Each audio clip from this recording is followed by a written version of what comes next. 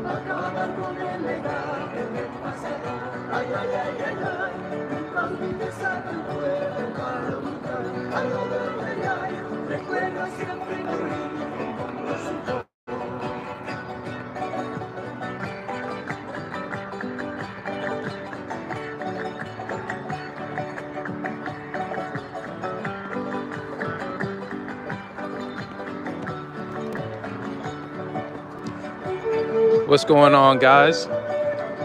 As I said at the beginning, it's been a real long time.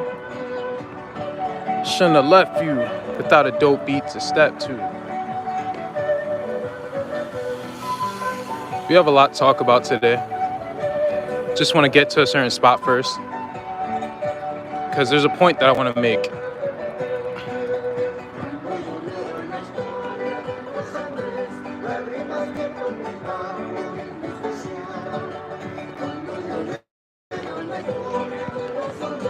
Shalom, beloved brother unifier. Thank you for stopping by. Shalom, brother. Hope you're well. I am well. Thank you for asking. Thank you for asking.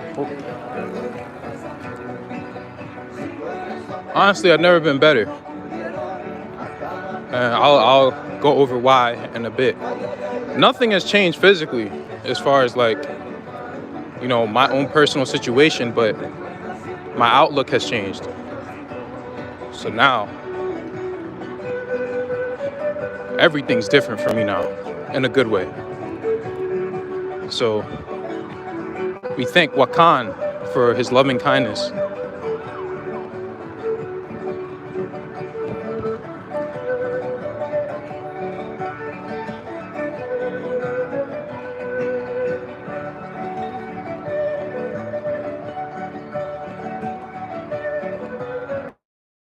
Yeah, I'm just walking to the spot where I usually feed the animals. I'll be there in 3 or 4 minutes. If you guys have anything you want to ask before then, now's the time, I guess.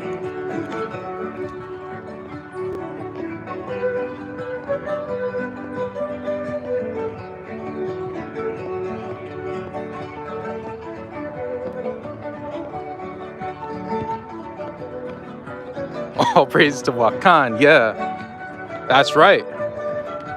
Let me say this, because as someone in the comments say, "Oh, all these different names." It's like, dude, use whatever name you want to use, bro. I've said many times that I'm more comfortable using the Indian languages, but particularly the Quechuan language, bro.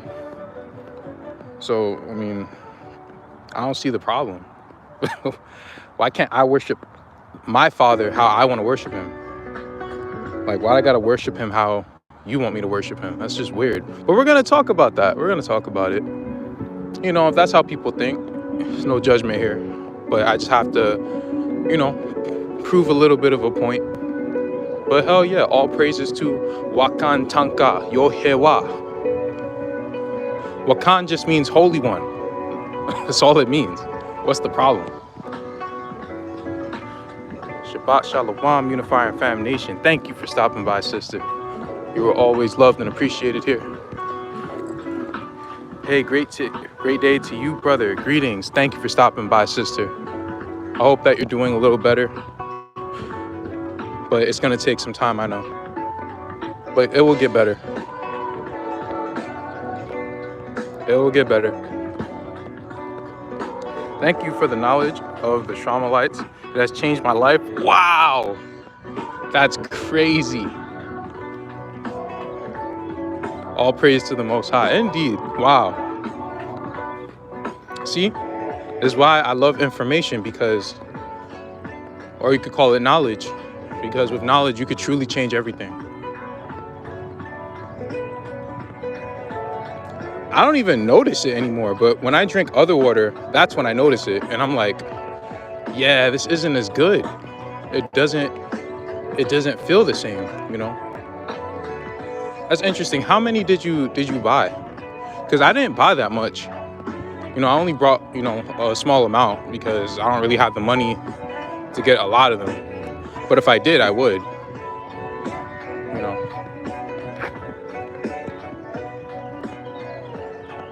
Some days are harder. I know it'll get better. It will get better. It will. And in fact, now that we're on the subject, because I've been up and down as far as like my mental state, and I just could not understand why. Like, it's like my whole beginning of my life, it's like nothing has went my way when all I've tried to do is literally be an honest person. But I have noticed that as like the harder that it got, is, you know, the more honest of a person that I've become. But even so, like, I see everyone else, it's like they get to have fun, right? They get to do anything that they want to, and it feels like I'm just restricted with everything. But, you know, the Father's very merciful, and he showed me why that is, you know. And truly what we have to do is we have to really get rid of all attachments. And what I mean by that is everything that is physical of this world, it's all a bonus.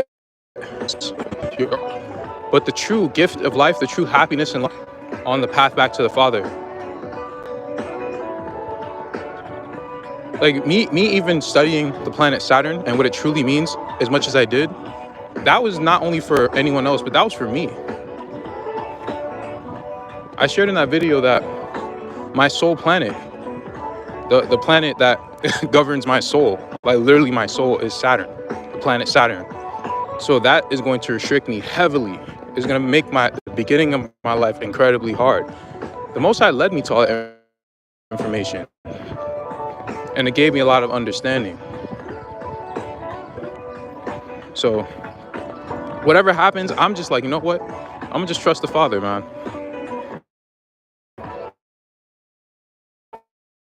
Okay. Because I don't understand it, and I'm not always supposed to, and that's okay. But anyway, they don't want us feeding these geese anymore, but I don't really care, because I want to make a point real quick. Let me turn off this music real quick. So I'm going to do something, guys, and I want you guys to tell me, how does this make you feel? Right? Now, it depends on how these geese react to what I'm about to do, which I'm just gonna feed them pretty much. Yeah, now, I don't know if this is going to, like, if it's going to be the result that I'm looking for. And I don't usually look for this result, but I'm just trying to prove a point. Now, I showed exactly the purpose of me doing this in the first video that I did with, like, the Pachamama series. See, look, I want you to pay attention to how these geese, how do they interact?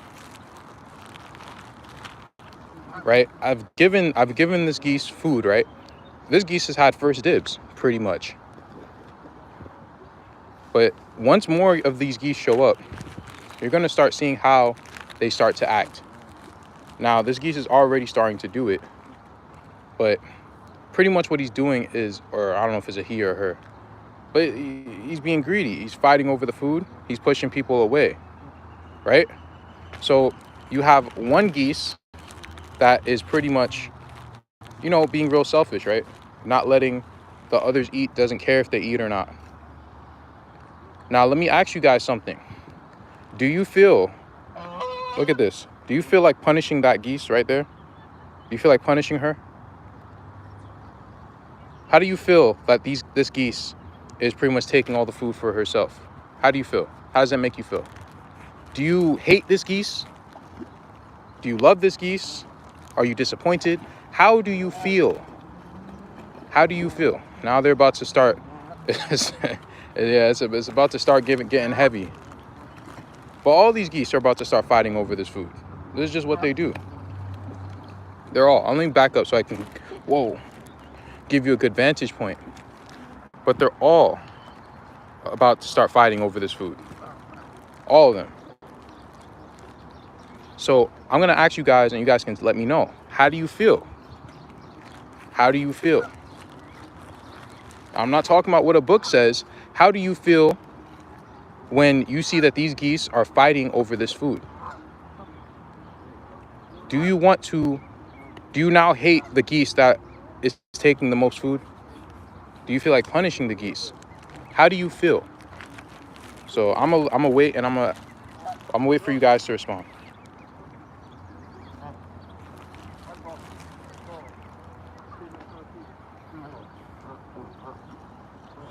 Yeah, they start dueling.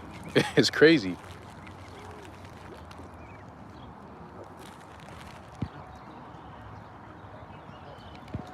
Let me see. I'll get back to other comments, but I just want to go to this real quick.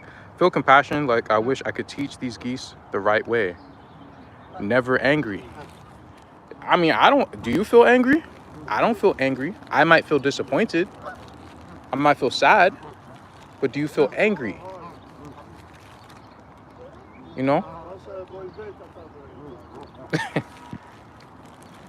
Come on, what do you guys feel? What do you guys feel? See, the animals, they'll teach you many ways on how the Father looks at us. You just have to look, and you have to pay attention. You'll have that little geese right there. She can't eat for herself. She probably won't eat a lot at all. And now there's no more food for her. That makes me feel sad. And it makes me feel like a sense of what you would call frustration. But do you hate any of these geese?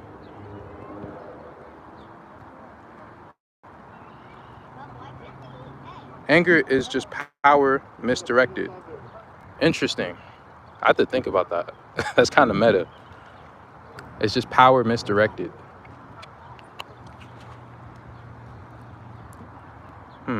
No hate, no punishment. I feel compassion because sharing is caring. Can't lower my vibe. Little disappointed, like a small shake of my head. I don't hate them at all. Well, I wouldn't think anyone would literally hate the geese, even though they're doing something that's pretty selfish. Like, some of the geese could die from starvation if they don't eat, and these geese don't care. So what is the solution that you see here for these troublemakers and these troubled individuals here? Because they're straight scrapping over this food, and they don't have no remorse. See, they'll damn near kill each other just for a crumb. This is how a lot, like, I don't know where you guys are from, but this is how it is, at least in the hood. All the hoods I've been in, they're willing to kill people over some damn sneakers, over some damn Jordans, over women, over drugs, over food. All these stupid things they're willing to do. But looking at these geese, how do you feel? No hate because they're lower creatures. I think that's part of natural surviving skills. I mean, yeah, it is natural, but it's very base. It's animalistic. My point in saying this is that if you don't hate these geese for acting this way, why would anyone think that the Father can literally hate his children? Like, This is bigger than a book. This is common sense. If your children were to act this way, would you hate any of your children? If your children were fighting over food and doing all this other madness, would you hate your children? As a father, would you hate your son? Would you hate your son even if he took from your daughter? You would be frustrated with your son, right? You would be very frustrated with him. But would you hate him? No matter what your son does, how can you truly hate your children? It's just common sense. It's common sense, bro. I have to remember that the Most High provides for all. Exactly. That's the solution. I'm just going to give to the other ones that didn't get any. And those that took some, well, they had their fill. But I'm going to move my attention to the ones that lost their lot. That's where his attention goes to. Right? It only makes sense. The point that I was making was that the father, he cares about provision. Right? That's what he cares about. The mother cares about, hey, you treated this person unfairly, so this has to come to you. She's about judgment, keeping her children in line. The son is making sure that the judgment is not too severe and that he can show them a better way on how to be in the father's best graces. So no matter what a book says, even though that's taken out of context, I'm not really going to get into that because I'm not debating anything. I'm only telling you what makes sense. You don't have to debate, you don't have to debate the truth when it comes.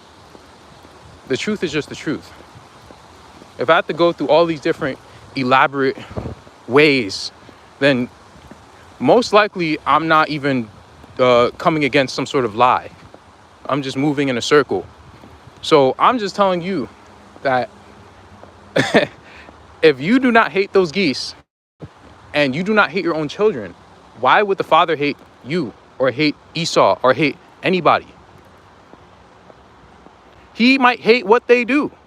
I hate what the geese are doing, but do I hate the geese? Hate is a very low vibration, as someone already said. Why would you put such a low vibration on the highest of the high?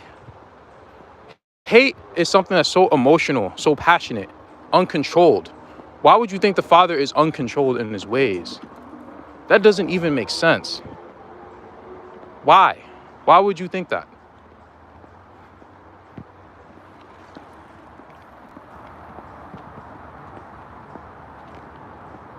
The animals and on all the earth, they're a reflection of how the Father views us. There's a scripture that literally says that the animals, like how we treat the animals is how the Father is going to treat us. If you treat the animals well, then he'll treat you well. Right? And by well, I'm not talking about eating them because sometimes the Father has to pretty much call us forth as a sacrifice if the time needs be. And we're just supposed to be obedient to that. And we should be happy to give up our lives the same way the animals are happy to give up their lives.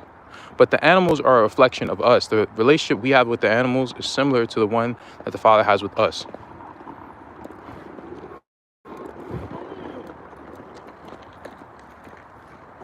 The Father is always fair. Exactly. He's always fair. So that's what I pretty much wanted to talk about at the beginning of this. Because I just had a point to prove. Now I have a few other examples, but let me turn on some music. It's not supposed to be all that serious. I just wanted to prove a point because, man, I'm not a religious person. Like, I'm following a spirit. I'm not following a book. I'm going to explain my theology and, how I think about that in 1 second. Let me put on the music back, though.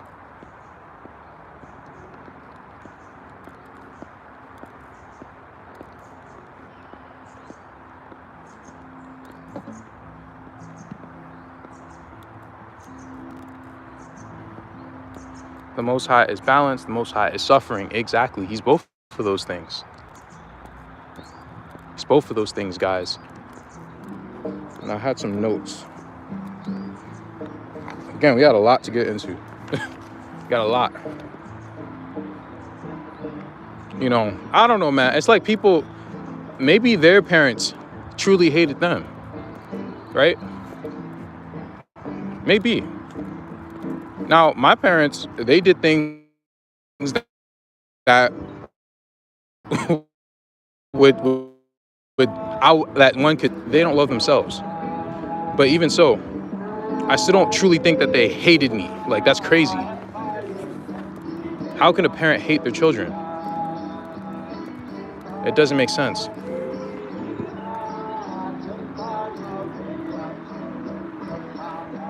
That's facts, brother Unifier. I used to smash bugs like bees and other things that enter my house. Now I just guide them out because of the respect for life. Yeah, bro, because, hey, and that's funny because there's a fly in my house and it just won't go out the window. And everyone keeps telling me to kill it, kill it, kill it. But I just feel so weird about doing that. I'm just like, no, I can't do that. It's like, bro, killing a fly is like killing a cat. Like a cat walks in my house and I'm like, oh, kill the cat. It's like, what? And you know what that is, bro? I don't know if, actually, are you a man or a woman? Or Chris, okay, so you're brother. So especially as us as men, we have a very like protective nature when it comes to life. I've noticed that. We're a little bit more protective over things because that's our thing. Like, we're the protectors. And that's what true masculinity is being a protector of everybody, of everything. That's what true masculinity is. So that's beautiful, bro. Like, you've gotten in touch with your masculine fatherhood side. You're getting closer to the father, and that's a beautiful thing. You'll feel it in your spirit, bro. No one has to tell you. It doesn't have to say in a book anything. Now, the books are important because they remind you of what's in the spirit. Like, there's something inside of you and you can't really articulate it. Like, you'll be smashing these bugs and you'll feel bad about it, but you don't know why you're feeling bad. And these books will tell you, hey, you're feeling bad because of this. And you're like, oh, that makes sense. That's what the books are for. They're supposed to translate the language of feelings that you have already. And that's how I view all of these different writings. If they vibrate with my spirit, I'm like, oh, this is true. If they don't, yeah, this is either taken out of context or this is completely wrong. That's just how I view it. That's just how I view it. Now, children are separate and they are one. They're separate. What do you mean by that? Like, separate from you? Separate from each other? I don't know what that means. But my parents were very controlling. I tried to relocate the bugs and things. I just take them outside or open the window. The spirit was there before the books. It is there before the books. All the books do is remind you of what's in your spirit. But the books don't literally tell you what to do. Like, if you see something in the books that you really aren't feeling, you're not going to do it. You know? But that's why we cannot be tied to a book, bro. Like, and this is also what goes back to me saying that the Father does not, like, he does not hate. He's not like that inherently. If he hates, it's because you've done something to make yourself hated. So if Esau is hated, he made himself hated. Now, it was also prophesied that he would be an adversary to Jacob, but Esau had his free will. He could do whatever the hell he wants to. Esau could have been whatever he wanted to be. But he chose not to. He chose to be wicked. So if that's why he's hated, then that's why. But he does not make anything inherently wicked, inherently evil. That's not what he does. That's what Satan does and other wicked people do, but he's not doing that. Other people, the wicked people, are using their free will to make wicked things. If the children are born with deformities, it's because, one, it's either they did something in a past life, or their forefathers did. And now that curse has gone down their seed line, gone down their lineage. But it's never the father doing that.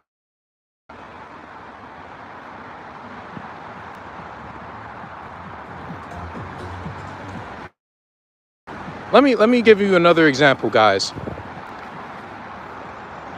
This people being so caught up in the Bible over everything, that is akin to seeing a sticky note from your mother. Like, okay, so your mother gives you instructions via sticky notes, and you adhere to these sticky notes. Mother says to clean the bathroom. Okay, so we gotta clean the bathroom.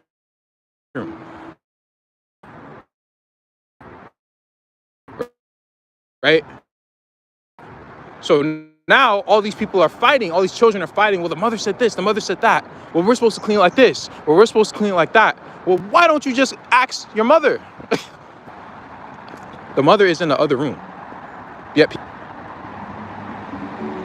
it's crazy.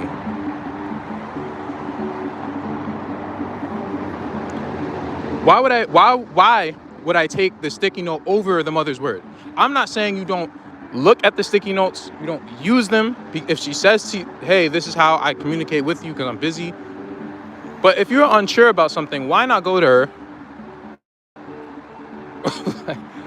She's right there. You just don't see her.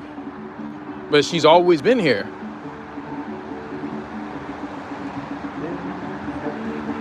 Another thing, we are all infants in the mother's arms right now.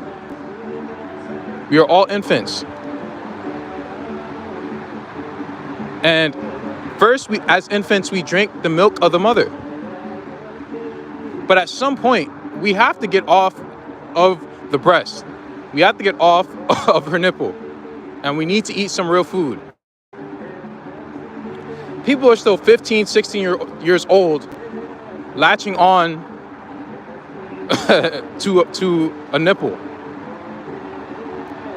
And then they want to, come against people who are eating solid foods. Come on now.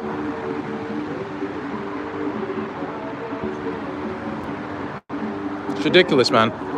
And a mother, who better is going to direct you to your father? Which one would you rather be transferred to? As far as you have to get transferred to your father as an infant. Would it not make sense to allow the mother to transfer you to the father? The mother to transport you to the father? Why would you want a stranger to do it?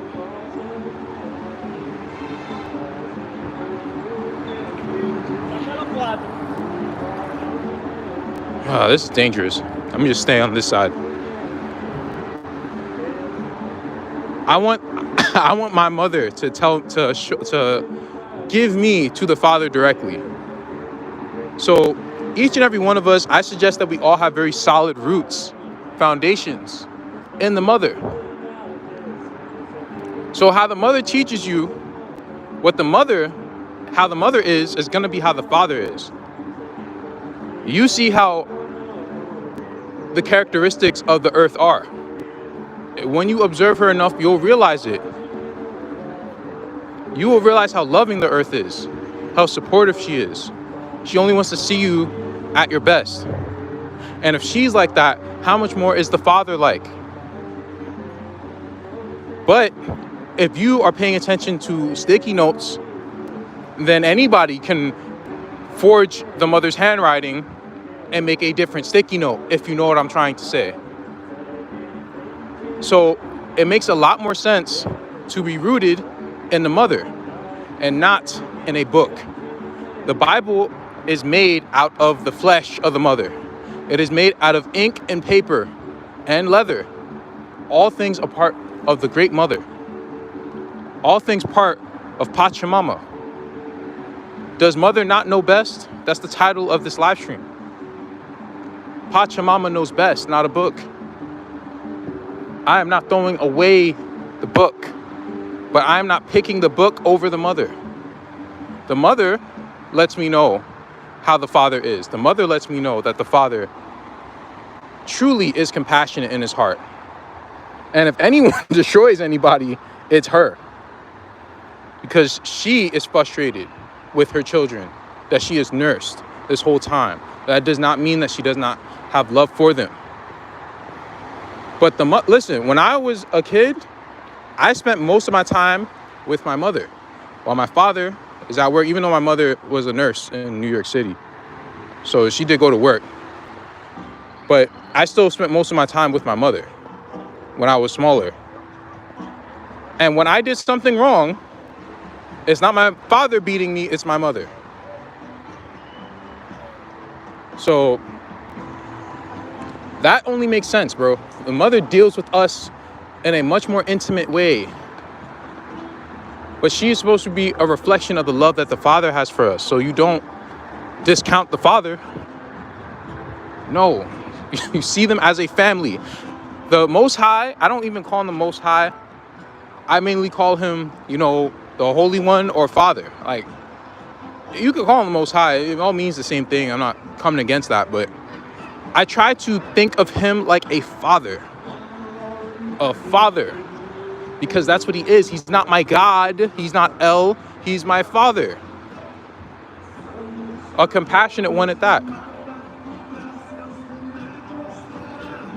So I don't know about y'all, but I don't see like a father being hateful. I don't see that. Again, hate is uncontrolled. It's passion. It's emotion. It's emotional, I should say. You could have a lot of disappointment, a lot of frustration, but hate is a very strong word. They say that for a reason. That's a saying for a reason. I'll get to comments in a second. I gotta unload this, man. So, in fact, let me just get to it. All right, let me go back. I'm certainly a brother. Yes, brother, that's what I was telling you about the sealed portion. They hid the truth in around perversion. You have to know the spirit to discern the difference. I'm sure that there's some stuff in it, but there's just a lot of fishiness with that. Like, obviously, I don't see how any Gentile is gonna be able to write an entire record. They are not even close to being that smart. But that being said, it's just certain things in it that really makes me like, I'll look at this at a different time. Right? There's too many things that are a little bit too egregious for me. That are just too against other precepts and my spirit. Right? It's a personal thing, man. It's a personal thing. Maybe one day, but right now, I'm not a big fan of that. That's all I'm saying.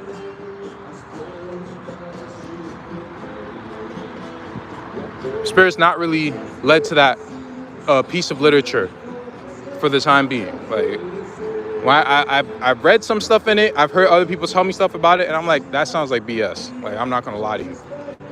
And when I put away all the books, and I was just like meditating with the earth, I came back, hey, books of remembrance aren't 100%, but they're pretty much like 95%.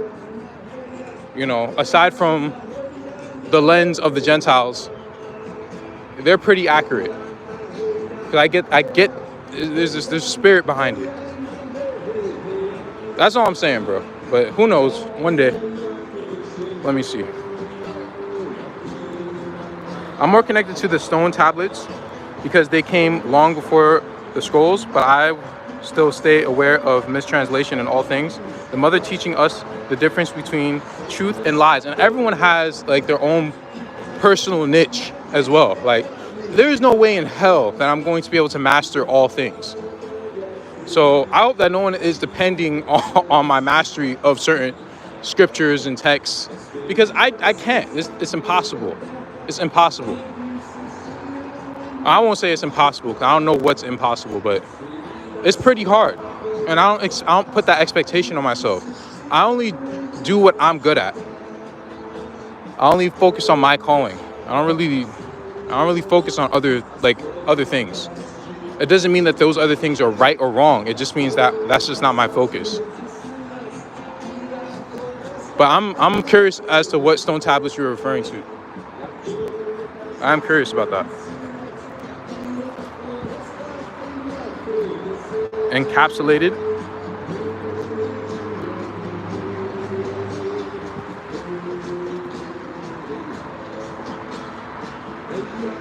Let me see. I thank the Most High for confirmation and clarity. Always, always. That's a great analogy. Thank you, sister. I was thinking about that this morning. I was like, how do I get my point across? Like, my best thing is analogy. So the men stumble, and then the women stumble because of independence.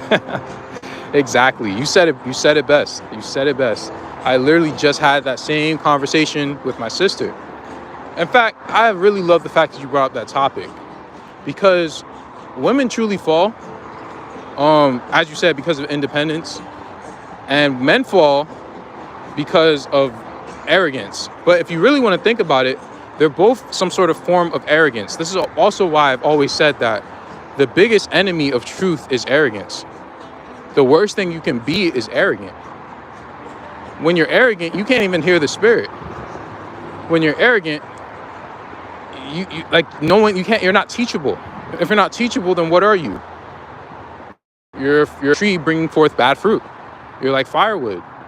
So arrogance is like the worst thing that can happen to anybody. You know? But yeah, starting with the women fall because they don't trust the men. Like, that's when they start to fall. I had to explain this to my sister because same thing happened to her. Like, she did not ask for my advice, and if she would have asked me for my advice, I would have been able to help her out a situation. But she did not ask me, and she admitted it. She was like, you know what? That was dumb. I don't know why I just did not ask you.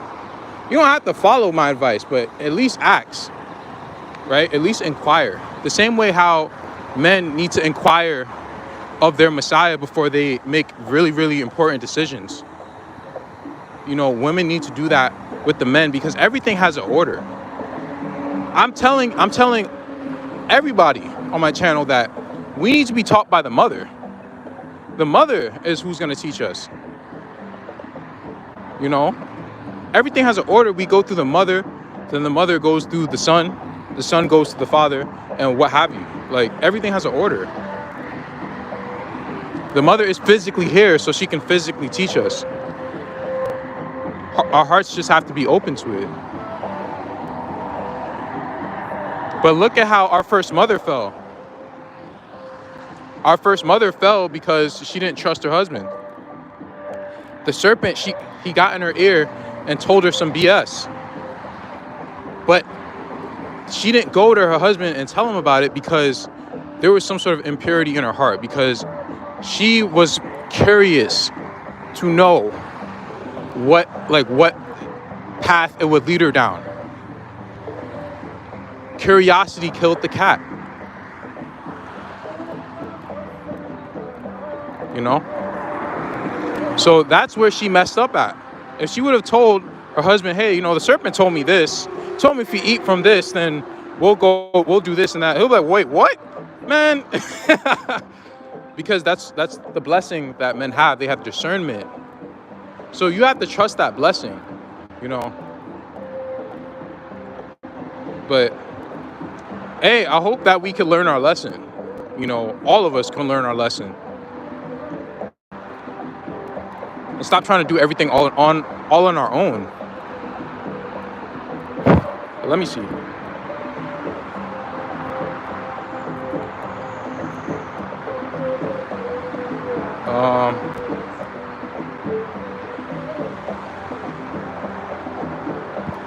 Let me see. I got the whooping from my mother too. we all do. We all do. But that whooping is supposed to make us stronger. In the Bantu language, father is tata. Okay. The father is silent, like a sniper. they're all relatively silent. You know, usually the loudest one in the room is the fake one. I'm sure you guys have heard that before. Facts, brother. I call him father and all. Yeah. We have to also, another thing, we have to have a personal relationship with the father. Personal. So that means you call him whatever name you want to, as long as you're thinking of him in the appropriate manner. I never tell people use the names I use. I don't do that. That would honestly make me feel uncomfortable to say that. Right? Because I'm literally using a language that I'm learning from over the internet. So there's only so much I can know. I don't tell people to use the language I use. So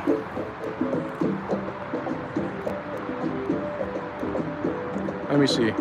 I've been putting off my Bible too. It's so frustrating. It can be because you could tell like there's some sort of like weirdness going on. But then again, there are just certain things that are just taken out of context. Like it doesn't have to be that, oh, like they literally wrote this. It could just mean, well, we don't have enough information. You know what I mean? We have to fill in the blanks, fill in the holes. We just can't think that it's the end all be all. Like, I mean, people could think that they want to, but I just choose not to think like that. Why can't hate be controlled? Who says I can't hate and know it? Who says I can't hate and know it?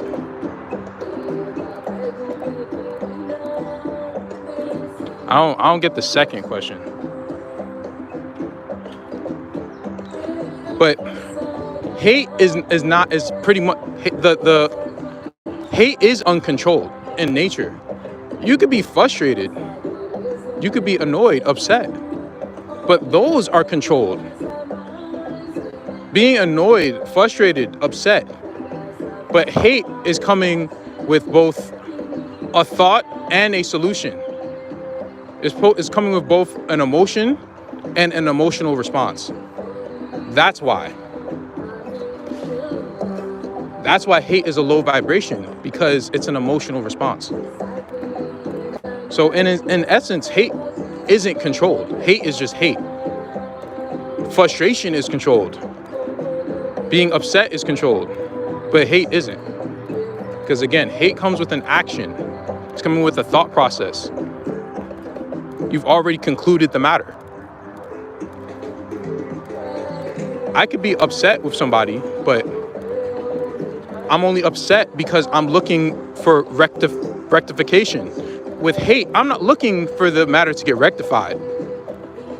I've already made a conclusion. Now, that being said, if you do certain things, I mean, I cannot assure that the Father won't hate you for doing certain things. Or, you could call it extreme disappointment. Who knows? But all I'm saying, bro, is that hate in itself is a low vibration. Like, it truly is. This is not something that, people who have mastered their emotions even feel on earth. So why would the creator of everything feel that? Like, there are literally people who will not hate. They'll be disgusted with behavior, but they will literally just move out the way and they'll think on something else that will benefit them. It even says in the scriptures that, we're supposed to worry about how the righteous are going to be saved, not how the wicked are going to be punished. So, anyway, I understand, my brother. The book of remembrance are the tablets I'm referring to. Oh, okay, I got you. Oh, you on YouTube for many years to come. Found you in 2020. Oh, thank you, sister. Who knows? I don't know. But, I like doing what I do. It gives me fulfillment.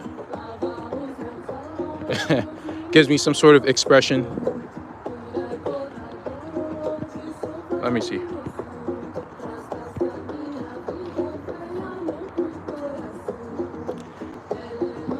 Hate is targeting, so it's not wrong. but prioritize. I mean, maybe I have to think about that a bit more. But as far as I know, hate comes with a whole concluded action. You know,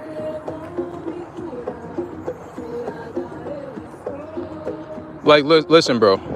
With everything that's happened to us as a people, everything that's happened. Wow, that guy smelled like hell. What? Oh shit, that guy smelled so bad. He just rode past me with the bike. But yeah, even with these nasty, sweaty, stinky Gentiles that are on our land, everything they've done to us, I still don't hate them. Like, I almost feel pity.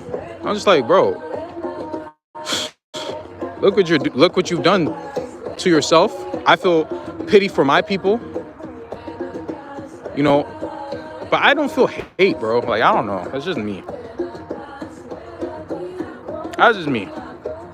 But everything I say on my channel is my opinion, my perspective. So, you know, feel free to give your opinion.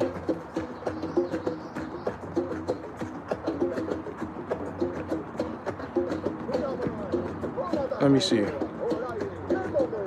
Fire, horses, prisons, things I hate.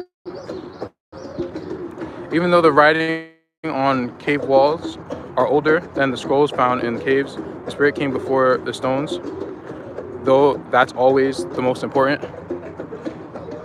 I mean, it's a lot better than a book, I'll say that.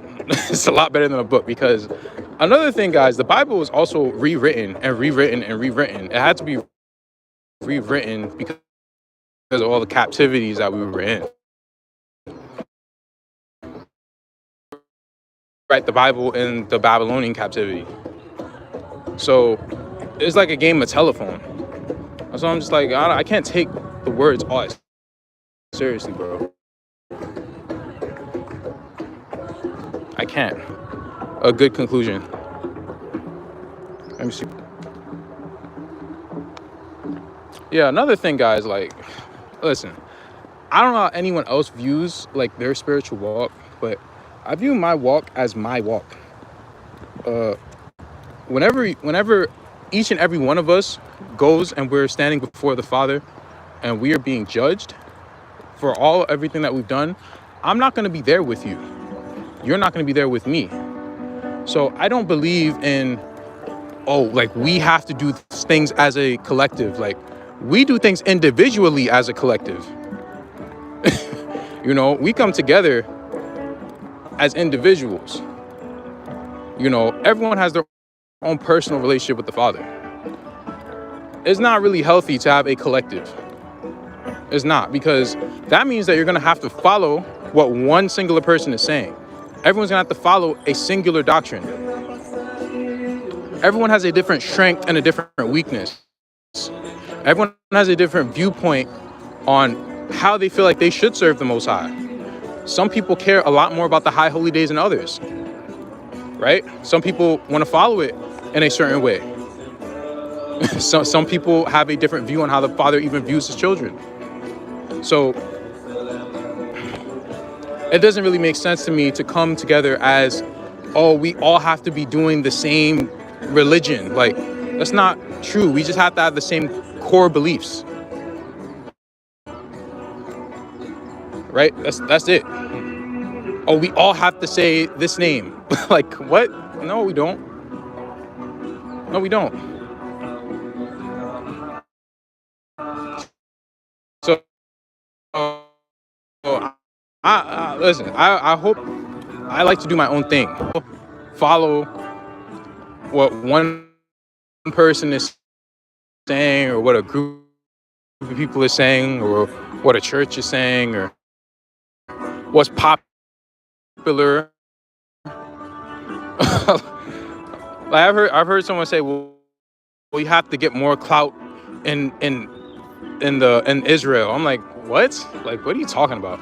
I'm a chief of my people should worry about what's going on in theirs. Let me see. That being said, I'm gonna be different any damn way, because being like someone else isn't fun. I think it's fun, the fact that I can, you know, have freedom and autonomy in my worship of the Father and my worship of the Mother. You know, I could do what I want. And if there's a problem, they'll correct me, you know. And if it's really a problem, then people could ask the Father to, hey, give me a nudge in the right direction, you know. Peace and blessings, family. Let's continue to elevate our consciousness. However, the Spirit calls us to thank you for stopping by. Thank you. Exactly. It's all about the Spirit. If you want a Bible, that's the true Bible. Your Spirit tells you what is right and what's wrong. For example, I still keep the dietary law. Why? Because my Spirit says to. Spirit says, no, it's good. Okay. It's good. I don't ask nobody. I say, hey, brother, you think the dietary law is good? No. I ask the Spirit, the Mother. She will tell me what is good and what's not. Well, hey, Mother, you think we should kill people? Like, or hey, brother, you think we should kill people? People think that's added in. Think we should you shouldn't commit adultery. Like, just start questioning things just because, or like for a lustful reason. Like, no, I'm literally just trying to find the truth. If you are moving in innocence, you will find the truth.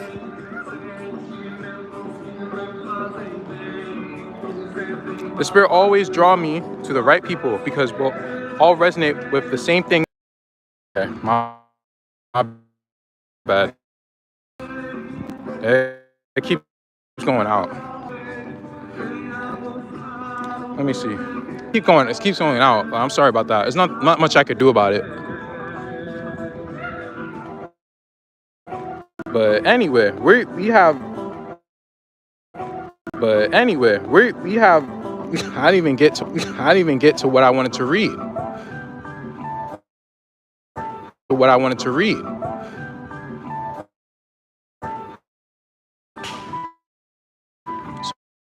So let's actually get to that.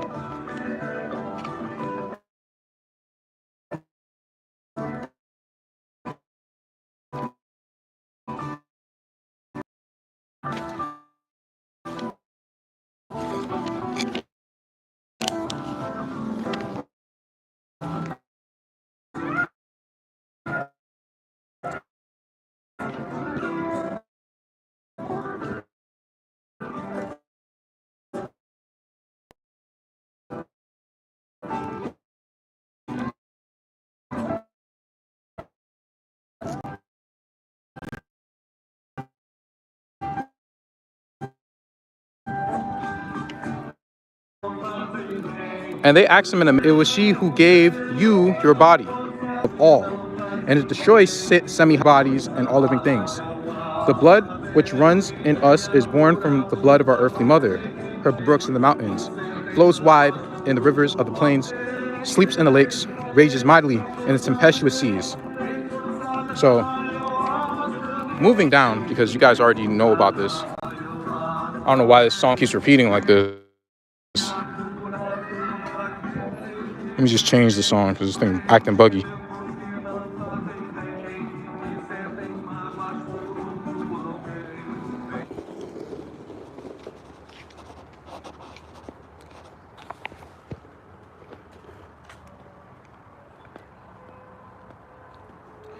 Keep her laws, for none can live long, neither be happy, but he who honors his earthly mother and does her laws.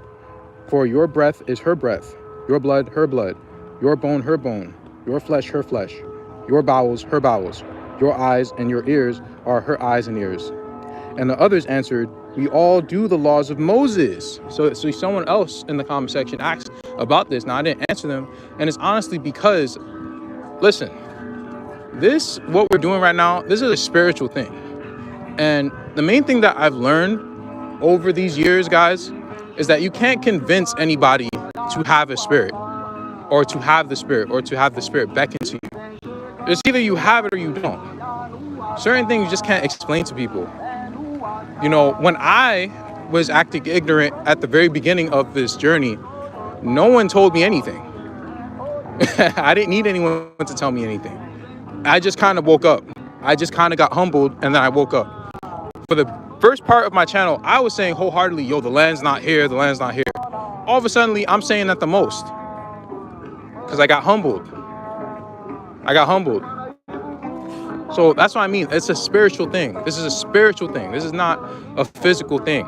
If people are going back and forth over, well, the scripture says this, so why are you saying this? Listen, if your spirit's there, then you're going to know that what I'm saying is true. So I don't go back and forth with that. But let's read this, because certain people, they might need certain scriptures against their preconceived notions. So that's what we're going to do. And the others answered, we all do the laws of Moses, our lawgiver, even as they are written in the Holy Scriptures. So, but how are we doing all this and this isn't in the Bible? Like, what you mean? And Matzah answered, seek not the laws in your scriptures, for the law is life, whereas scripture is dead. Hold on, let me read that one more time. Seek not the law in your scriptures, for the law is life, whereas the scripture is dead. The scripture is dead, but the living beings, they will teach you. As I already said in one of my videos, if you really want to know something, why don't you ask the rocks? They recorded it, right? If you want to hear something, why don't you ask the wind? All of these, they've been here way before the Bible has even existed. So they would know the truth more than the book. But the problem is that, you know, people, they're not connected with the earth enough. Now, how do you connect with the earth? Well, it comes with what you do. It comes with your attitude. For example, if you're an arrogant person, you can't connect with the element of fire. You just can't until you gain humility. So that's why I said those like personality flaws are much more egregious than, you know, I don't know, like what's a Levitical law? Any sort of like Levitical law. I can't even think of anything right now.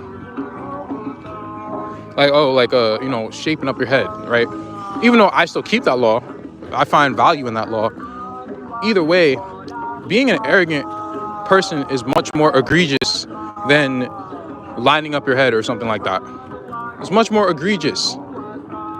That's much more important. And that's what that's the point he's trying to make. It's not that he's throwing away the law, but he's saying you need priority. It's about priority. The natural law is life. Exactly. It is. Your scriptures were written by dead people. People are also overestimating what these people were. Like when they think of prophets, they think of people who literally spoke to the Most High and stuff like that. No, they speak to the Most High the same way you do. They get a feeling from the Most High and they follow that feeling.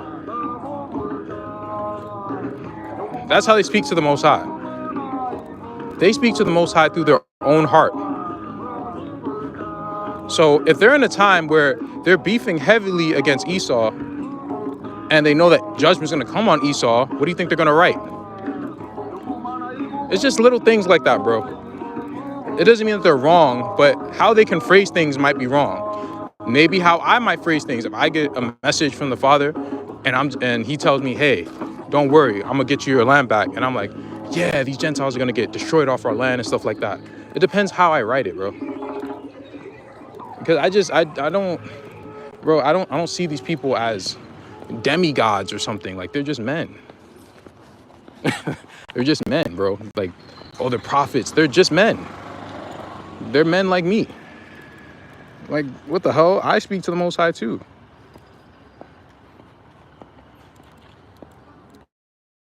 Everyone does. And those are just the quote-unquote prophets that you see. Like, there are many people that the Most High dealt with directly like that. That's what I mean, bro. Like, I'm not really interested in taking death over life. But anyway, we're going to read this one more time.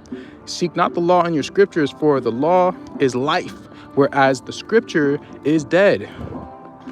I tell you truly, Moses received not his laws from God in writing, but through the living word. You see that?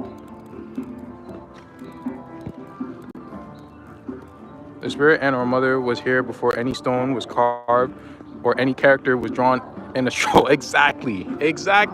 That's the point I'm trying to make. Bro. She was here before any of that. So it says Moses not receive his law from written script. So how did Moses receive his law? That's a great point. How did Moses receive it? When Moses spent his time on Mount Sinai, how did he receive it?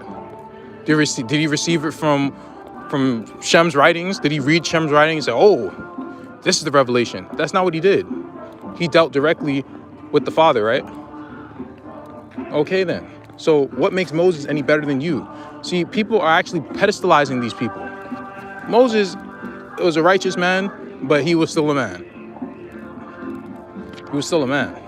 And if you're truly pure-hearted, then you will have the Spirit of the Most High and you will know right and wrong. You don't need a book to tell you that.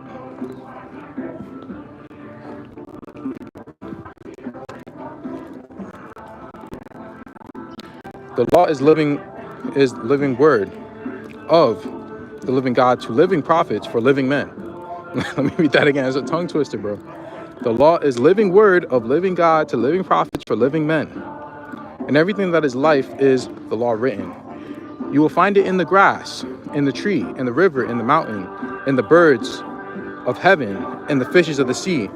But seek it chiefly in yourselves. See, it's all around, but where it really is? You know where the gold mine actually is? In you, in your spirit, is written in you. You know what's right and wrong. You just need to purify your spirit. You need to get all the gunk and the crap that these other entities have tried to put on you. All these restrictions that they have put on you. Bro, like, we didn't even write down our stuff. We kept it orally. The only reason why we wrote it down is because it got destroyed. And we got destroyed as a people. No one was keeping it orally anymore. So it had to be written down. But it wasn't even written down. We kept our stuff orally. That's what's crazy about it.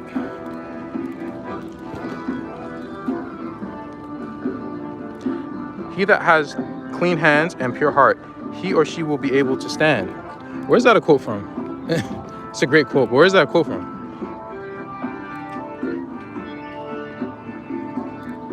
Damn, I went pretty far. I went further than I was supposed to. But let's keep reading this.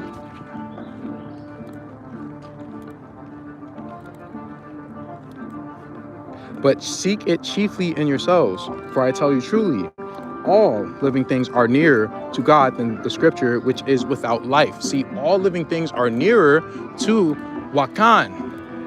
You are nearer to Wakan than the book. You know what's right and wrong. If you are living righteously, you have a clean soul, a pure mind, you know what's right and wrong. You know it. No one needs to tell you. You just need to trust in the spirit that the Father has given you. That's it.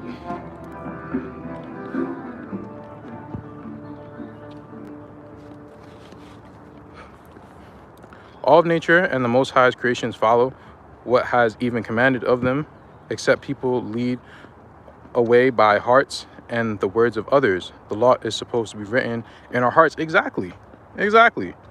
It is. We know what's right and wrong, bro. We know. You know. I know. If you're truly trying to live righteously, you know. You know the truth. But people are just so afraid of what other people think. I don't give a damn what other people think. You know? I do get annoyed when people, when I'll pray about something, I'll get an answer, and I'm excited to share it. And then some people reject it, and it makes me I'm like, what the, you literally rejecting the Most High, but I don't want to sound arrogant, so I usually just keep it to myself. But stuff like that might annoy me, but it's only because I know how that makes the Father feel. Like, people reject him, they don't even know it. That makes me sad. But other than that, like, bro, we know what's right and wrong, bro. We know what's right and wrong. It was a very old song I remember singing. We fell from the Garden of Eden and went a ways off track. Our goal is to make it back to the Garden of Eden, back to the beginning and the natural. It's all about the source. It's all about the source. Everything else is extra. But without a good foundation, how are you going to get back? Without a good foundation, you could also get swept off in any direction. In your search for the Father, you could get swept off in any direction. If you are well established with the mother and her good graces, she will hand you by hand to the Father. She will bring you by hand to the Father. So that's what we should be seeking. Let's keep reading. Let me see.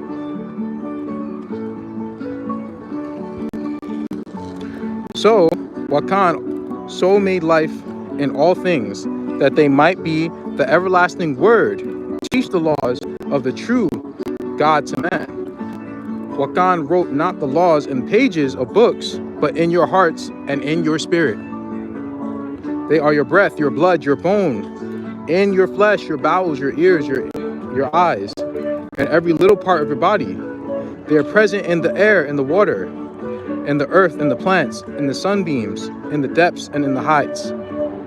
They all speak to you that you may understand the tongue and the will of the living God. But you shut your eyes that you may not see, and you shut your ears that you may not hear. See, we are the ones that speak against what the Spirit is telling us. Because we're just not used to hearing the Spirit, bro. Again, when you are paying attention to what other people are saying, more than what your Spirit's saying, you're doing your Spirit a disservice. You truly are. Notice, guys, I always say, find the Most High for yourself. Find the Father for yourself. Find the Mother for yourself. Find your Messiah for yourself. You don't have to listen to what I'm saying. I'm only showing you my blueprint, but I'm not telling you this is how you do it. This is just me sharing my experience. But I'm not saying everyone's gonna have the same experience. Your experience can be better in some areas, worse in some areas, or what have you. So you want your experience. You don't want my experience, because your experience might be better than mine or anyone else's. So you want your experience. And I'm just excited that everyone is just so different and they have just unknown potential. Right? That's what I'm interested in.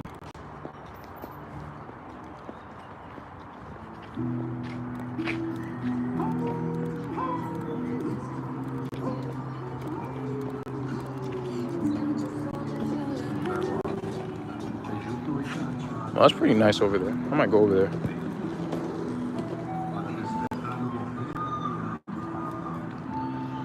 Truth has never denied the seeker. It's the seeker that denies the truth. That's fire. I like that. I like that one, bro. Let me see. Like, bro, like when I see someone I like staunchly don't agree with them, I don't cuss them out. I don't tell them how they should think.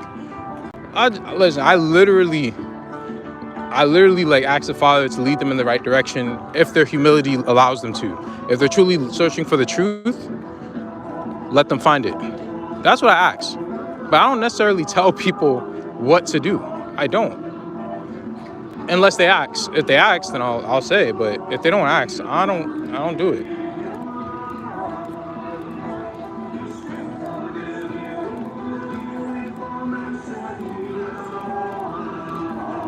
I think they're filming something over here, so let me speed on ahead.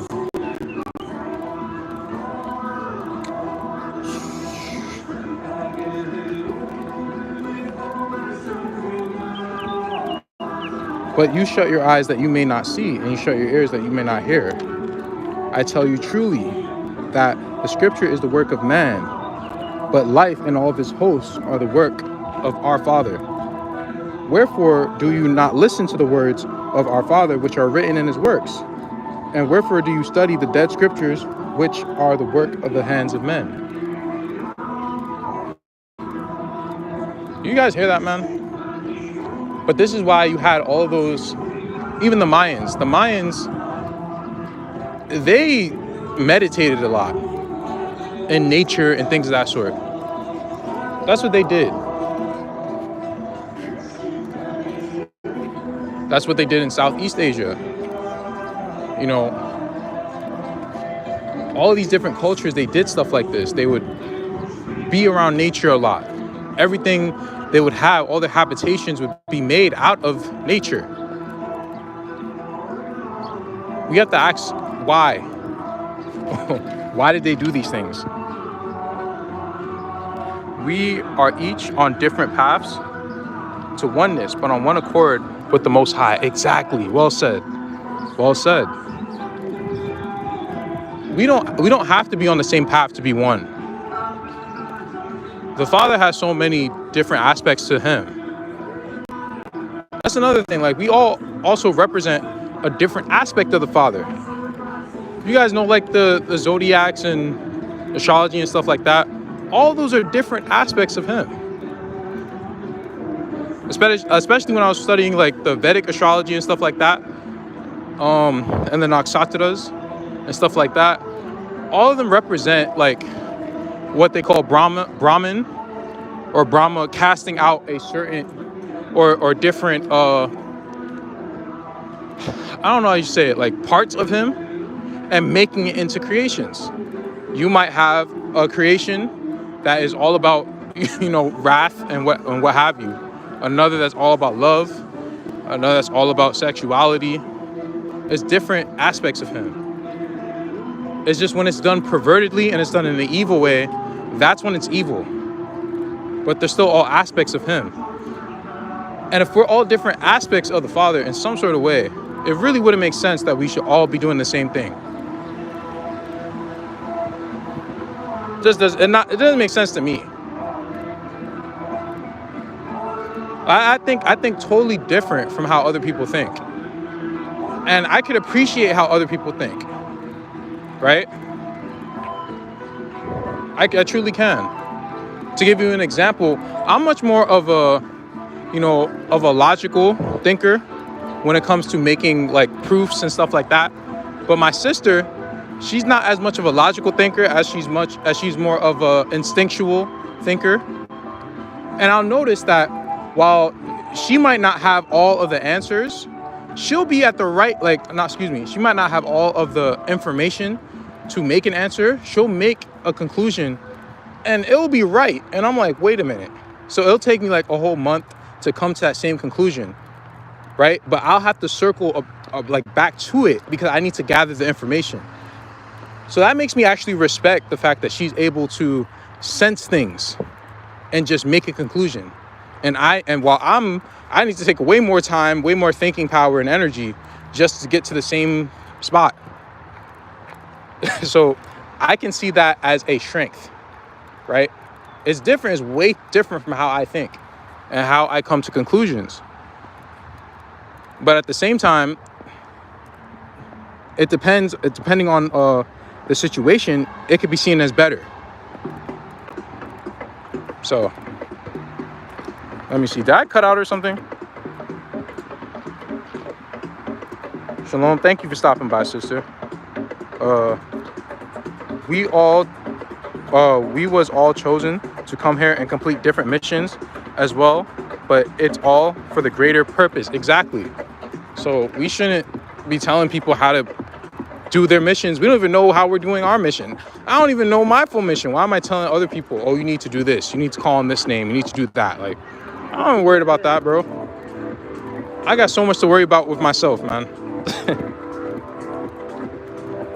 Through meditation, we are meant to connect with the Most High. I agree. I definitely agree with that. We connect with the Most High through the earth. Like, that's what we're meditating. Like, when we're hearing certain spirits and stuff, like, guide us, that's the earth. It's the earth spirits, right? It's them, because they share the will of the Father. Let me see. Our ancestors were brought here in our exile. I'm not really like getting into that topic right now. But let me continue to read.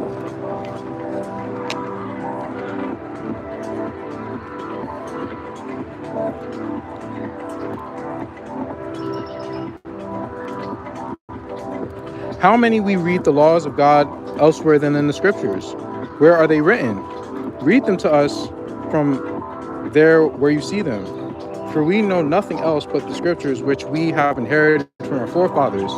Tell us the laws which you speak, that hearing them we may be healed and justified. So this is them asking Hamashiach, like, well, what other laws are you talking about? Like, the only laws we read are the ones that we inherited from our forefathers, right? But they're not asking the question, well, where did their forefathers get this law? How'd they get it? You think the Most High just came down one time and said, here, and that's it? Like, you really think that it works like that? You don't think the Most High doesn't anticipate that people are power hungry? You don't think he anticipates that type of behavior? Of course he does. So he's going to make it to where you don't need to go through men for things. Every man can find the Most High for himself. Every person can find the Most High for himself.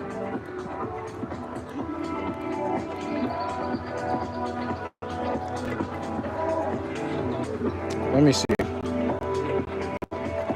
So Mata said, you do not understand the words of life because you are in death. Darkening darkens your eyes, and your ears are stopped with deafness.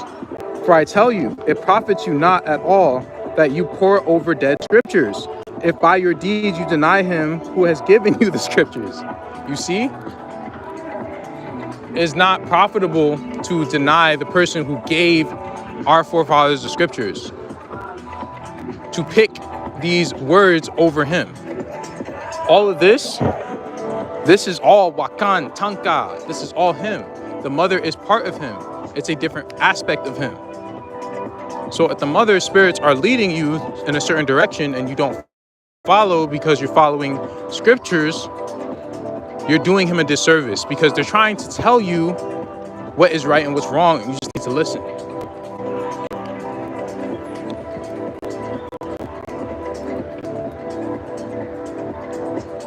I tell you truly, Wakan and his laws are not in what you do. They are not in gluttony and in wine bibbing, neither in riotous living, nor in lustfulness, nor in seeking after riches, nor in hatred of your enemies. What? Nor in hatred of your enemies. Yes, bro, like, listen, we gonna chop it up, Abdullah, but I respectfully disagree, bro. Respectfully. What the heck? Oh, that's the golf place.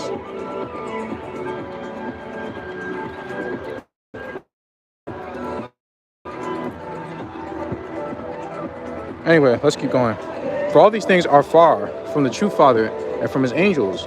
But all these things come from the kingdom of darkness and the Lord of all evils. And all these things do you carry in yourselves. So the word and the power of the Father enter not into you. Because all manner of evil and all manner of abominations have their dwelling in your body and in your spirit. If you will that the living God's word and power may enter you, defile not your body and your spirit. For the body is the temple of the Spirit, and the Spirit is the temple of God. Purify, therefore, the temple, that the Lord of the temple may dwell therein and occupy a place that is worthy of it. And from all the temptations of your body and spirit cometh from Satan. Withdraw beneath the shadow of God's heaven. So there was a lot said there. There's a lot said there. But pretty much what it's saying is that if you're filled with darkness, you're not going to be able to perceive the light. So yeah, things like hatred, riotous living, envy, jealousy, these are going to be good to you, right? They're not going to feel bad to you because you're not filled with the proper spirit. Guys, when you fast for a certain amount of time, do you still feel hateful? Do you still feel angry? Do you still feel these emotions, or do you feel calm? Do you feel content? Right? You feel closer to the Father, don't you? That's the point. That's the point that he's trying to make. Oh, where are you reading from? Oh, I'm reading from the Essene Gospels. But yeah, I'm pretty much saying, like, all of these different emotions that we have that we think are okay, they're not really okay. All you have to do is fast. Fast for a week and see if you still are feeling hatred or if you're just real chill. See if you're still wind up, uptight, and all this. Easily annoyed, easily frustrated. Fast for a week and tell me how you feel. Tell me if you still feel that way. You're not gonna feel that way. Most people don't feel that way after fasting for a certain amount of time. Most of the troubles, it feels like, right? That's because you are clearing out the spirits of darkness that are resting within your temple. Spirits of darkness are the ones that are influencing your mind to think that certain emotions are proper, right? That there's nothing wrong with them.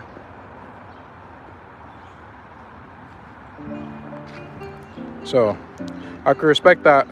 Was mentioning that since you brought up the Mayan and meditation, there is affinities between the people of the East and the indigenous Americans. May the Creator guide us. Yeah, I already know that, bro. And, you know, it'd be a great point and a different topic. I just didn't want to, you know, go deep into it. That's all. Whoops. 1 second, guys.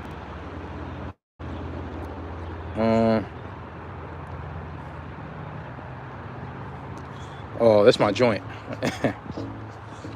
Okay, thanks, brother. A lot of spirit led writing pouring from that book. Yeah, for real, bro. Essene Gospels are crazy.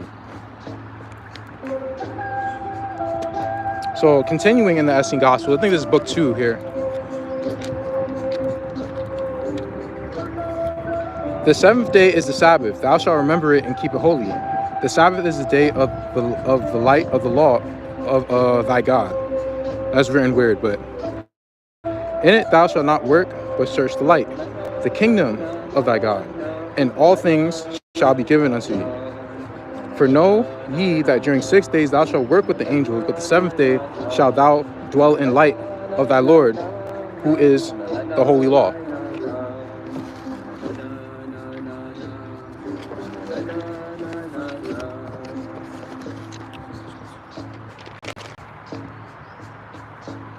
Facts. Our senses and emotions are controlled by spirits.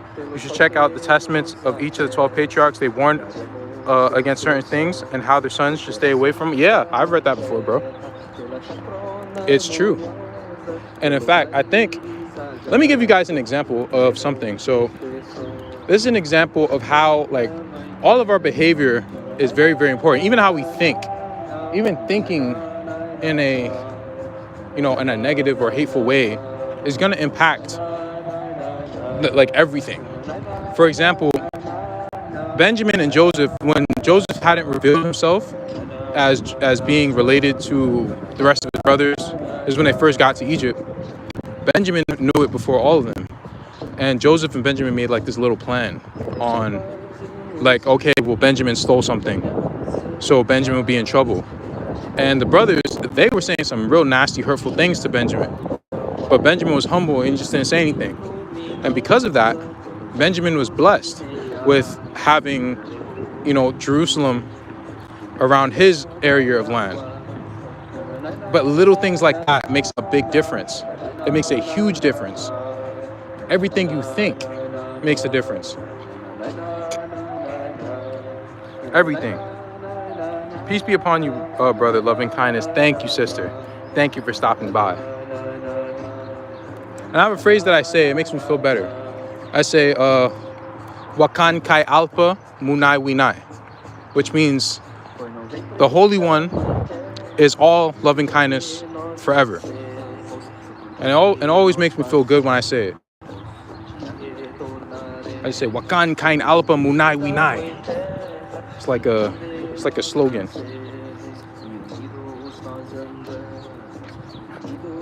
Let me see. I meditate more now than ever with different Hertz music. Well, the best type of meditation is no music. It honestly is no music, but you know,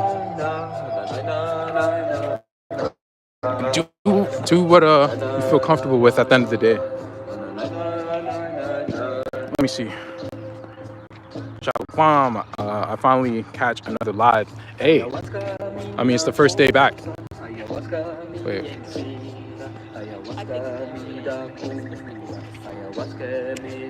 Can I even get out this way? So that white lady kept staring at me. Okay. How you respond, not react. It's all about responding, not reacting. Reaction is emotional. Response is controlled. The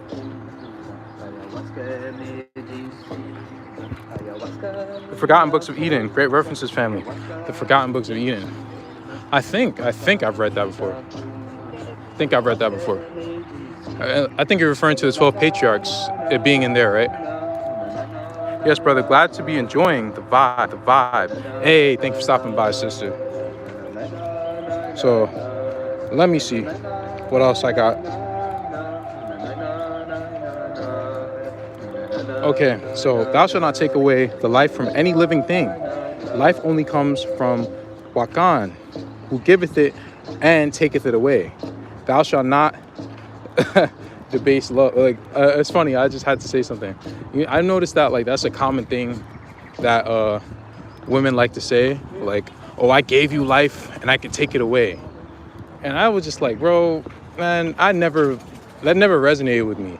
And this is why, because they're playing God, bro. You're not supposed to say things like that. It's not. Your children are loaned to you the same way everything is loaned to you. Oh, I forgot to say something. What got me out of my slump?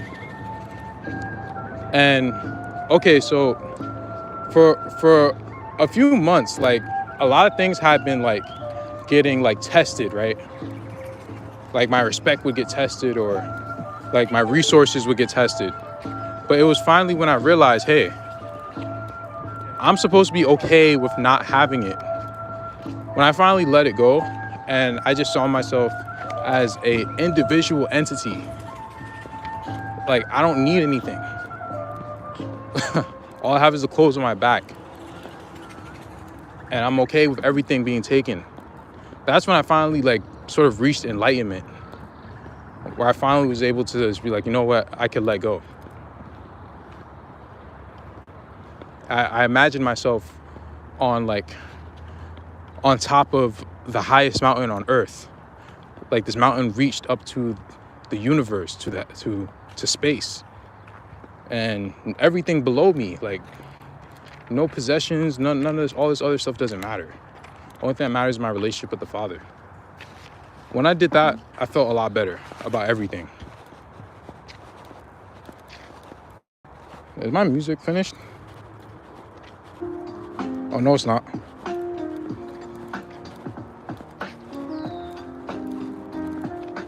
Okay, let's continue. Thou shalt not debase love.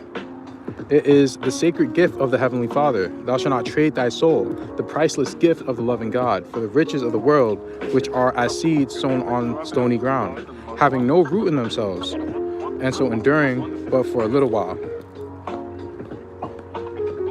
You should not be a false witness of the law, to use it against thy brother. Only God knoweth the beginning and the end of all things. For his eye is single, and he is the holy law. Thou shalt not covet thy neighbor's possessions.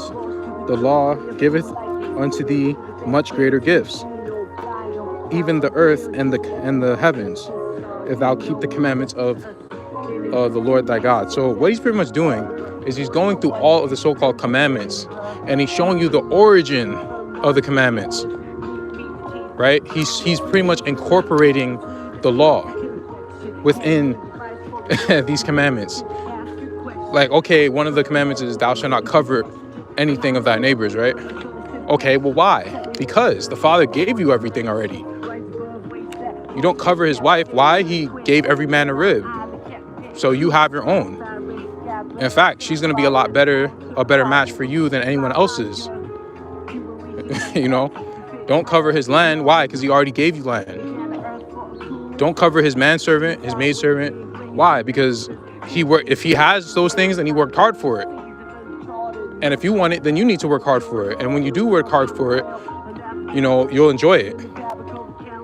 That's what he's saying, right?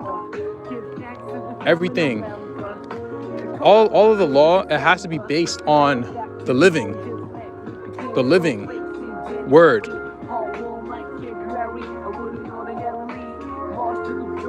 That's why I said, like, the scriptures are taken out of context. You need to add context. If it's saying in the scriptures or whatever, hey, I hate this, I hate that. Well, you need to have some context. That's all I'm saying.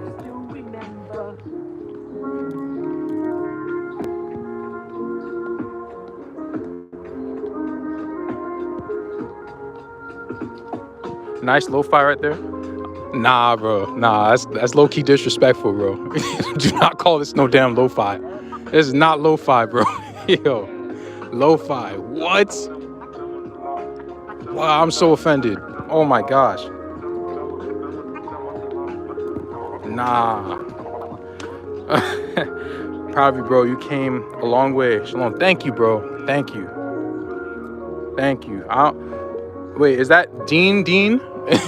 If that is, bro, we have to link up, bro. I don't know if that's, listen, if that's Dean, like the one I was researching with, please, yo, hit me up, bro. Hit me up. But, Shalayim. And yeah, people often say disconnect from material things through and through. Don't mention how it's all about disconnecting from the vain and mundane and connecting with the spirit of the creator. Yeah, I mean, you can have things. You can't make an idol of these things, man. Like, it has to be based on foundation. And what's foundation? The foundation is the earth. Foundation is the earth. That part, yeah. Off topic, but the song is fire. Appreciate it. Shalom. Hey, sister, thanks for stopping by. Thanks for stopping. Wait, I think you're already here. I don't know. Nah, this is that hi-fi. My bad, brother. Spoke too soon. Okay. Cause we don't listen to no lo-fi here, bro. Nah, bro. Let me see. We've been doing this for a few years. Planting, watering, growing. Yes, sir. We'll be in touch, fam. Oh, yo, my son Dean. Yo, you got me hyped, bro. Yo, I've never been so hyped to reconnect with another man before. No homo. I'm joking. But damn, man, it's a beautiful thing, bro. Glad to see that you're alive, bro. Yo, I'm not gonna lie to you, bro, because we kind of disconnected after you told me that thing about the Moors, and then you like disappeared. So I was really thinking that the Moors got you, bro. I'm not even gonna lie to you. I was like, yo, I hope the Moors did not cap him, bro. Yo. The Bible is conversion and dialogue, and the Sefer shows more context and backstories. Yeah, a lot of this stuff shows a lot more like backstory, right? More things to it. There's so many things that we don't know.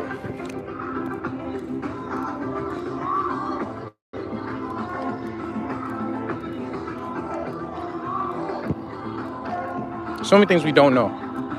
1 second.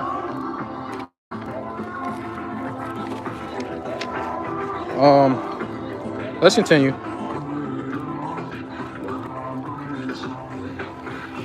And Moses heard the voice of the Lord and sealed within him the covenant that was between the Lord and the children of the light. And Moses turned and went down from the mount, and the two tables of the law were in his hand. And the tables were the work of God, and the writing was the writing of God, graven upon the tablets. And the people knew not what became of Moses. And they gathered themselves together and brake off their golden earrings and made a molten calf. And they worshipped unto the idol and offered it to burnt offerings. And they ate and drank and danced before the golden calf, which they made. And they abandoned themselves to corruption and evil before the Lord. And it came to pass, as soon as he came nigh unto the camp, that he saw the calf and dancing and the wickedness of the people. And Moses' anger waxed hot, and he cast the tablets out of his hands and brake them beneath the mount. And it came to pass on the morrow that Moses said to the people, Ye have sinned a great sin. Ye have denied thy Creator. I will go up to the Lord and plead atonement for thy sin. And Moses returned unto the Lord and said, Lord, thou hast seen the desecration of thy holy law. Thy children lost faith and worshipped the darkness and made themselves a golden calf. Lord, forgive them, for they are blind to the light. And the Lord said unto Moses, Behold, at the beginning of time there was a covenant made between God and man, and the holy flame of the Creator did enter into him, and he was made the Son of God. And it was given him to guard his inheritance of the firstborn, and make him fruitful in the land of his father, and keep it holy, who casteth out the Creator from doth spit upon his birthright. This stuff is kind of hard to read. Anyway, skipping down, I will give another law, and it shall be a stem law. Yea, it shall bind them, for ye know not yet the kingdom of light. And Moses hid the invisible law within his breast, and he kept it for a sign to the children of light. And God gave unto Moses the written law for the people, and he went down unto them and spake unto them with a heavy heart. And Moses said unto the people, These are the laws which thy God hath given thee. Thou shalt not have any other gods before me. And you guys know the rest of the 10 Commandments. So pretty much what this is saying is that he saw how wicked these people were. And he was just like, all right, they're not going to follow this. So we have to give them a lesser law, a stem law, right? And maybe if they could follow this, maybe we can give them more. Now, as I said, as an allegory at the beginning, people are still drinking from their mother's breast at age 15, 16. They don't even want more. You're not supposed to be satiated with the law that you were given. You're supposed to be like, wait, there should be more to this, because those are the type of people that the Father actually wants. You understand where this is all going to? You know? That's why they want us to stay in the Bible only. Yeah, because they've taken things out. And when you take things out, you can make things say what you want it to say.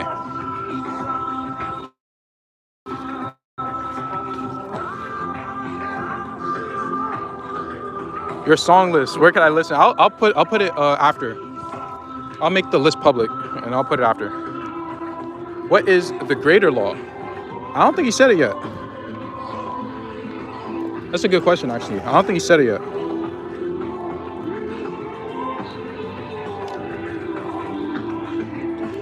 Now, I have to think about that, because I think he said it actually earlier, but he was saying it like in bits and pieces. But what I can gather out of this whole thing, is that the greater law, it has to be established with love. And by love, I'm talking about literal, like, creation love, like the earth. The earth, I'm going to get a little bit deep, but the earth is the signification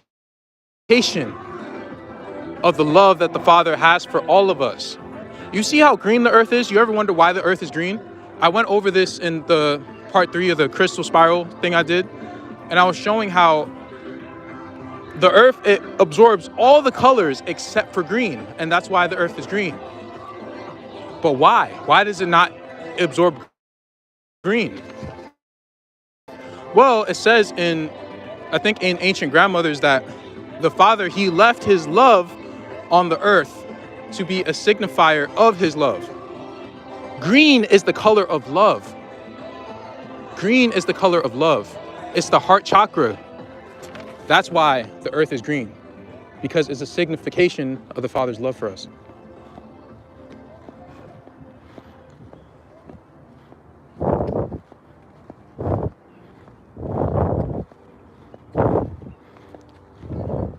One second, guys.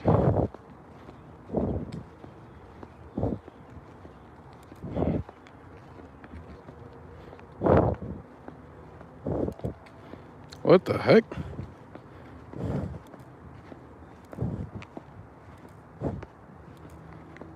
One second.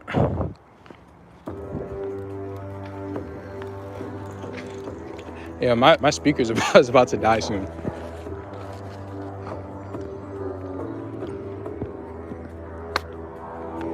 Would you say the greater law is the law of light? Well, I have to really study the Essene, because I think I just like kind of read over it because I was trying to prove the point. But I think he was saying it like throughout the whole thing. But again, what I gathered from what I can remember, he's pretty much saying that the law is love. It's the word, it's living. The true law is living. But you can't tell people, like, okay, you can't really tell a group of people who are obviously showing that they rejected the creator by worshiping their Baal golden calf, right? You can't really tell them, hey, you like the law is to connect with the earth. Like, you can't really say that. You can't say, well, the law is living, right? It's within all of you guys. It's within the earth. You treat each other well. You treat the earth well. Why? Because the earth is a reflection of the Father. Can't really tell them these things after they literally are showing that they don't care, right? So he has to give you, okay, well, I have to give you something that's going to restrict you, but this is the only thing that's going to pretty much lead you back to the true law. But what I do know is that all living creatures, unless they choose not to, have love in them. And the only ones that can choose not to are us, because we're the ones with the free will. The earth will never lie to you. The earth is perfect.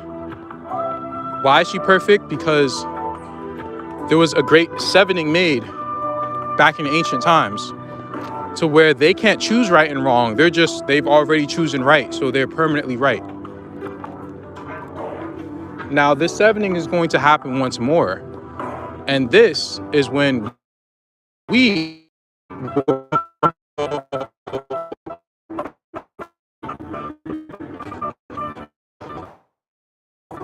pretty much have that fleshy heart taken away from us. That's in the scriptures, right?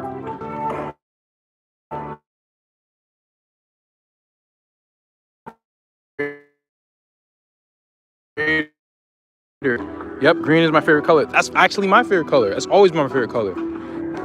It's always been my favorite color. Yeah, love is in all. The love color green a few years back. Crazy. Father loves you. That's his whole. It's gonna cut out because it cut out last time.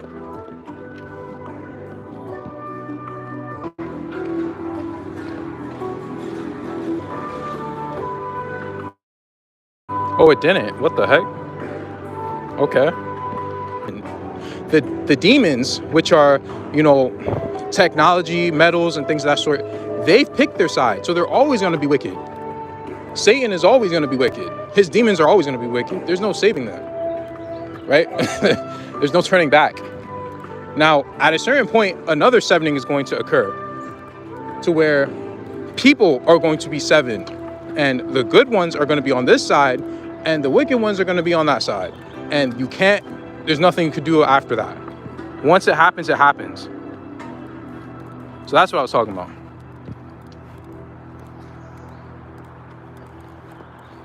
But how good do you feel knowing that, hey, the Father loves you, but you have a time limit, bro? Like, don't get me wrong. Everyone has a time limit. You can't just it's not going to last forever. At a certain point, enough is going to be enough. That's why it says in the scriptures, a time and place for everything. Right now is not the time to hate.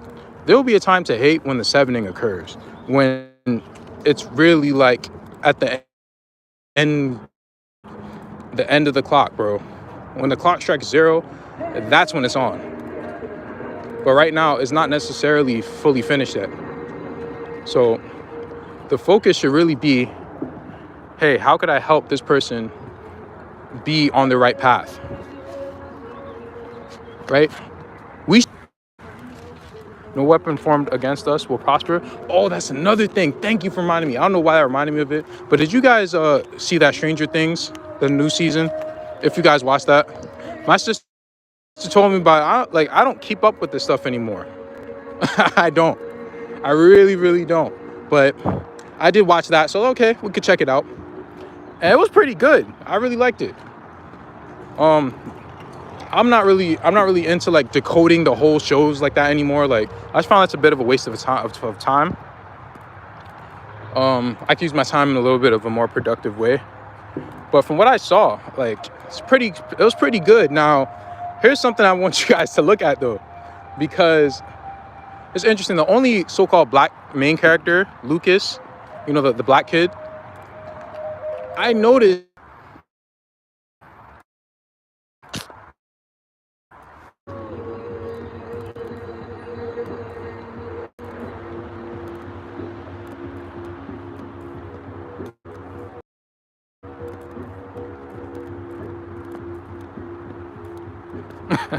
let's pray for this connection. No, that's just the dead zone, bro. Like,